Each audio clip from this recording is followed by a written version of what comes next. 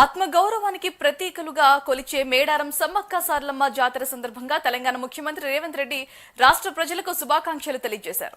ప్రపంచంలోనే అతిపెద్ద గిరిజన జాతరగా తెలంగాణ కుంభమేళాగా పేరొందిన మేడారం మహాజాతరను వైభవంగా జరుపుకోవాలని పిలుపునిచ్చారు. గిరిజన ఆదివాసీ ఆచార సాంప్రదాయాలతో 4 రోజుల పాటు జరిగే పండుగను వనదేవతల మహోత్సవంగా జరుపుకోవాలని అన్నారు. కోటిన్నరకు పైగా భక్తులు తరలివచ్చే జాతరకు రాష్ట్ర ప్రభుత్వం గతంలో ఎన్నడూ లేని విధంగా ఘనంగా ఏర్పాట్లు చేసిందని తెలిపారు. చరిత్రలో నిలిచిపోయేలా మేడారం ఆలయాన్ని ప్రజాప్రభుత్వం పునర్నిర్మించిందని గుర్తు చేశారు. గతంలో ఎన్నడూ లేని విధంగా భారీగా నిధులు కేటాయించిందని గుర్తు చేశారు. 250 కోట్ల రూపాయలతో ఆలయ ప్రాకారం విస్తరణతో పాటు సమ్మక్క సారలమ్మ, గోవిందరాజు, పడిగిద్దరాజు గద్దెలను విశాలంగా నిర్మించామన్నారు.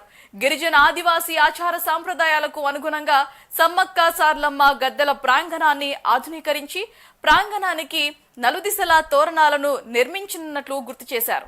లక్షలాదిగా నిరంతరం మేడారం తరలి వస్తున్న భక్తులకు ఇబ్బంది లేకుండా రోడ్లు, శాశ్వత మౌలిక వస్తువుల ఏర్పాట్లకు తమ ప్రభుత్వం ప్రాధాన్యత ఇచ్చిందన్నారు. గిరిజన సంస్కృతి సాంప్రదాయాలను పరీక్షించేందుకు ఆదివాసీల ఆచారాలను పరిరక్షణను ప్రభుత్వం బాధ్యతగా స్వీకరించిందని అన్నారు.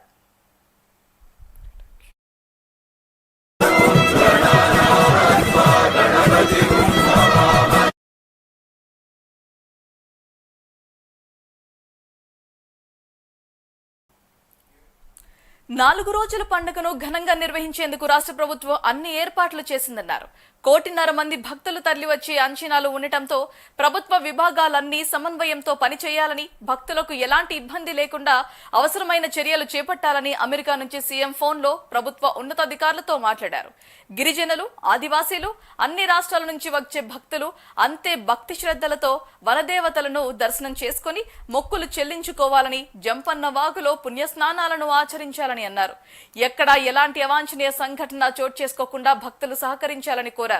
పోలీస్ విభాగంతో పాటు అన్ని విభాగాల అధికారులు కలిసికట్టుగా మహాజాతర వైభవంగా జరిగేలా అవసరమైన అన్ని చర్యలు చేపట్టాలని ఆదేశించారు.